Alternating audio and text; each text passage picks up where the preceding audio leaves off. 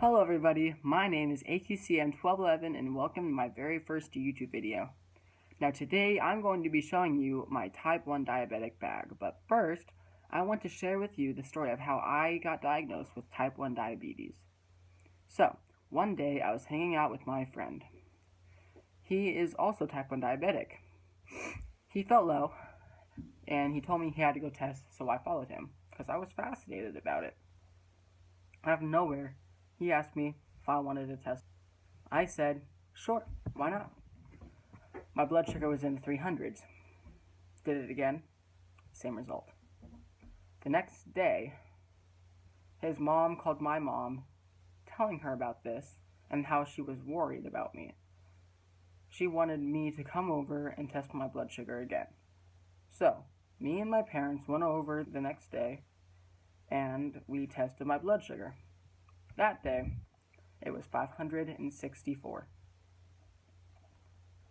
We rushed to the ER, and that's when I found out I was diagnosed with type 1 diabetes. The doctors predicted I haven't had it for very long. I just got over a sinus infection like a week before, and they think that is what triggered it to start. Now, back onto the video. My type 1 diabetes bag. So, we have a few pockets here, all containing different stuff. I organize this in categories. We're going to start off with this one.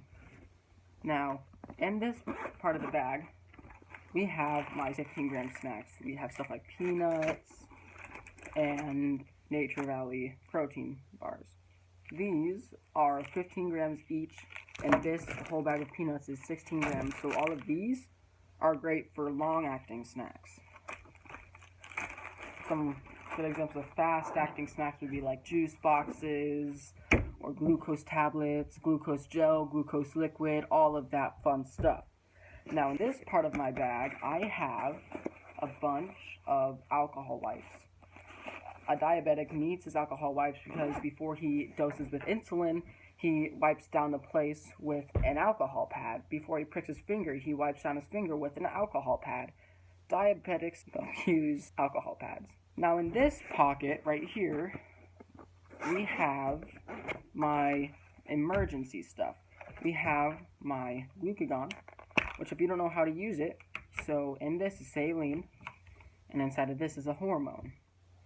You would inject the saline into the hormone and swirl it around. Don't shake it, swirl it around. You would then get all of the liquid in here back into this after it's all dissolved, and you would stab it into that diabetic's thigh. It goes through any clothing material, so there's jeans, it goes through jeans, and it's a pretty thick needle. Now, another thing that I highly suggest are sugar packets for fast acting, because that's all glucose is, it's sugar. And this stuff works fast. Now, of course, we have my ketone strips.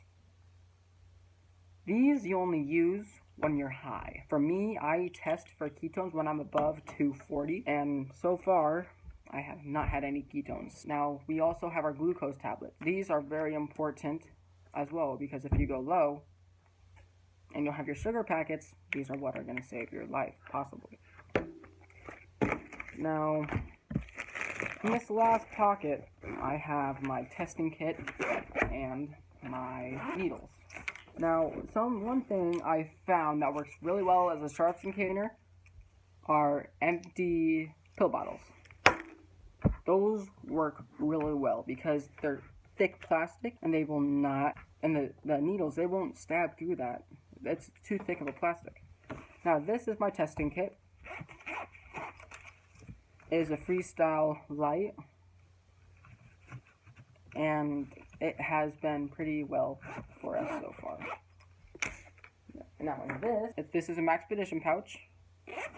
In this pocket, there's nothing, but in this pocket, we have all of my syringes and my vial of insulin.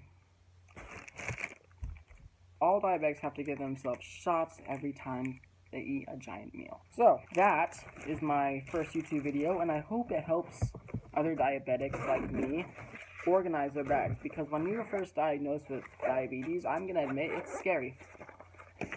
because you don't know what you're doing.